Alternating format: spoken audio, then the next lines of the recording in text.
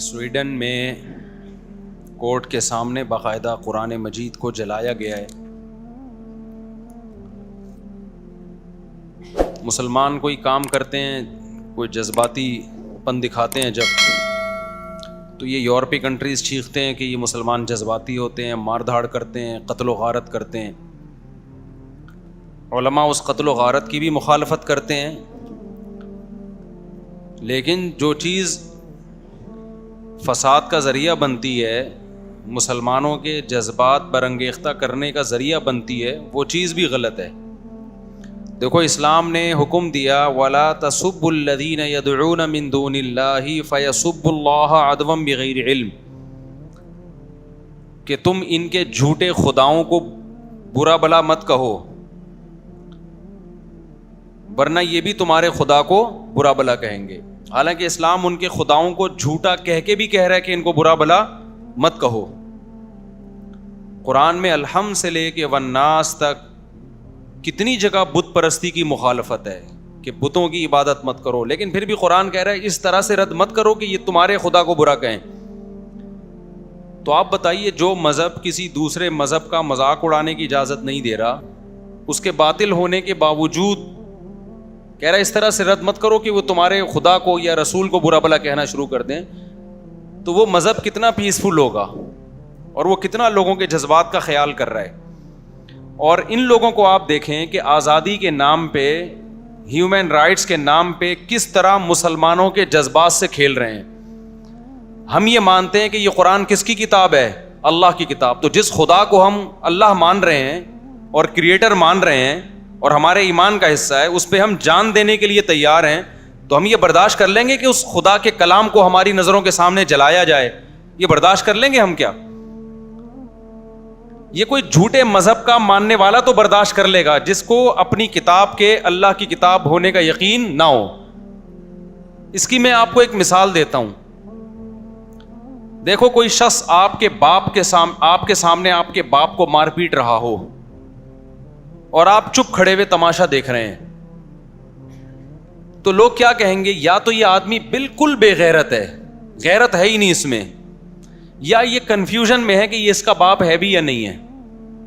ایسا ہی ہے نا کہ پتہ نہیں, ہو سکتا ہے یہ میرے والد نہ ہو, ان کی شکل کا کوئی آدمی ہو اور میں خام خواہ اس جنگ میں کود پڑوں اور یہ بعد میں پتہ چلا کہ یہ میرے ابا نہیں ہے.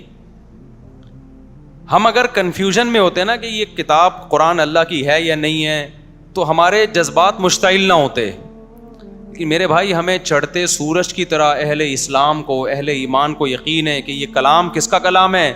اللہ کا. اور محمد صلی اللہ علیہ وسلم کس کے پیغمبر ہیں؟ اللہ کے. اور یہ دلائل کی دنیا میں ہم اس کے قائل ہیں, کیونکہ ہم نے تو اسلام میں پیدا ہوئے ہیں, ہم نے تو اسلام کو اپنی آنکھوں سے دیکھا ہے. یورپین کو کیا پتا اسلام کیا ہے؟ وہ تو پیدا عیسائیت میں ہوئے, کوئی ہندو گھر میں پیدا ہوا, کوئی ایتھیسٹ کے ہاں پیدا ہوا. ہم تو پیدا کس میں ہوئے ہیں؟ اسلام میں. ہم نے تو اسلام کا حسن اپنی آنکھوں سے دیکھا ہے. ہم نے فجر کی نماز دیکھی, ہم نے ظہر کی نماز دیکھی, ہم نے عصر دیکھی, ہم نے مغرب دیکھی, ہم نے عشاء دیکھی, ہم نے رمضان دیکھا, ہم نے حج دیکھا, ہم نے زکوٰۃ دیکھی, ہم نے صلہ رحمی دیکھی اسلام میں. یہ تمام باتوں کا ہمیں کون حکم دیتا ہے؟ قرآن. تو قرآن کی صداقت, لا تقربوا مال الیتیم, یتیم کے مال کے قریب بھی مت پھٹکو, یہ 1400 سال پہلے کون کہہ رہا ہے؟ قرآن کہہ رہا ہے. لا ترثوا النساء, لا یحل لکم ان ترثوا النساء کرہا, اے ایمان والو تم عورت کے مال زبردستی نہیں کھا سکتے. یہ ویمن رائٹس 1400 سال پہلے کون بیان کر رہا ہے؟ قرآن بیان کر رہا ہے. انما الخمر والمیسر والانصاب والازلام, جوا اور شراب حرام ہے, ہم جوا نہیں کھیلتے, ہم شراب نہیں پیتے. یہ کون کہہ رہا ہے؟ یہ قرآن کہہ رہا ہے. ہم زنا نہیں کرتے. کیا زنا مشکل کام ہے اس زمانے میں؟ بتاؤ, کتنا آسان ہو گیا. میجورٹی مسلمانوں کی زنا نہیں کرتی, وہ نکاح کرتی ہے, پوری زندگی بیوی سے وفا کرتی ہے. یہ کس کے کہنے پہ ہو رہا ہے؟ تو جو مسلمان قرآن کے کہنے پر اتنے بڑے بڑے کام کر رہا ہے, تو کیا وہ کنفیوز ہوگا کہ یہ پتہ نہیں اللہ کا کلام ہے بھی یا نہیں؟ اگر وہ کنفیوژن کا شکار ہوتا تو اتنی قربانی دیتا. تو یورپین اقوام کو یہ بات سمجھنی چاہیے کہ مسلمان کی نظر میں قرآن کا جلانا ہلکا معاملہ نہیں ہے. اس سے دنیا کا امن تباہ, کیا بیڑا غرق ہو جائے گا امن کا. مسلمان آرام سے نہیں بیٹھے گا. اور وہ ہمارے ہم نہیں بد امنی پھیلانے کے قائل ہیں. ہم تو وہ جو واقعہ ہوا تھا توہین رسالت کے مرتکب کو جو توہین توہین تو اس بیچارے نے کی بھی نہیں تھے جو اسٹیکر پھاڑ دیے تھے اس کو مسلمانوں نے وہ غلط کیا, اس کو قتل کرنا بنتا نہیں تھا. لیکن جیسے یہاں جذباتی لوگ ہیں, ہم ان کو جذباتیت سے روک رہے ہیں کہ دنیا میں بدامنی مت پھیلاؤ, تو یہ یورپین اقوام کی بھی ذمہ داری بنتی ہے کہ اس جذباتیت پہ آپ بھی کیا کریں, کنٹرول کریں, ورنہ نہ معاملہ ہمارے ہاتھ میں رہے گا نہ آپ کے ہاتھ میں رہے گا.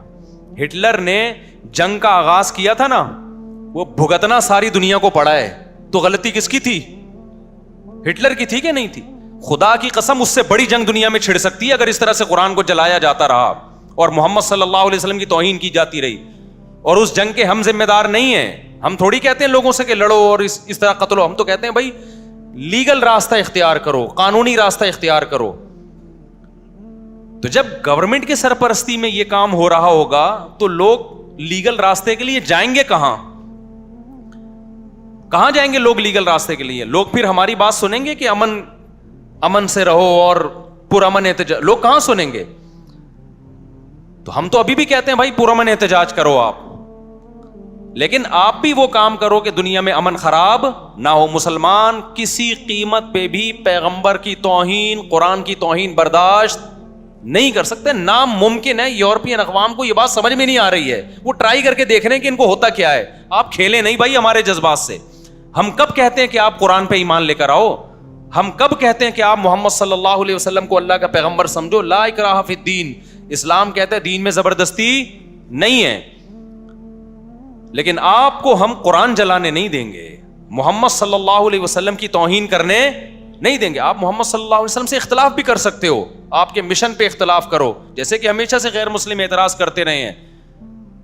اعتراض کرنا الگ چیز ہے, توہین کسی قیمت پہ مسلمان برداشت نہیں کر سکتا.